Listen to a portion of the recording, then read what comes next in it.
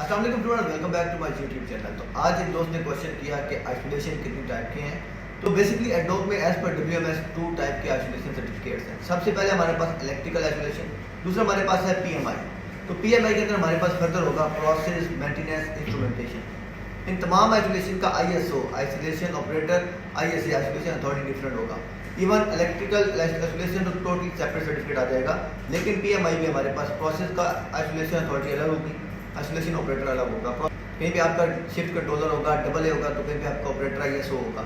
इसी तरह आपका इलेक्ट्रिकल सुपरवाइजर आपका ISA होगा, तो इलेक्ट्रिकल टेक्नीशियन या इलेक्ट्रिशियन आपका ISO होगा। इंस्ट्रूमेंट सुपरवाइजर आपका ISA और इसके बाद इंस्ट्रूमेंट टेक्नीशियन आपका ISO होगा। तो बेसिकली इन जनरल एडोब के अंदर हमारे पास आइसोलेशन 4 तरह की है: electric, process, mechanical and instrumentation. लेकिन सर्टिफिकेट 2 तरह के हैं, इलेक्ट्रिक का सेपरेट होगा और PMI का सेपरेट होगा।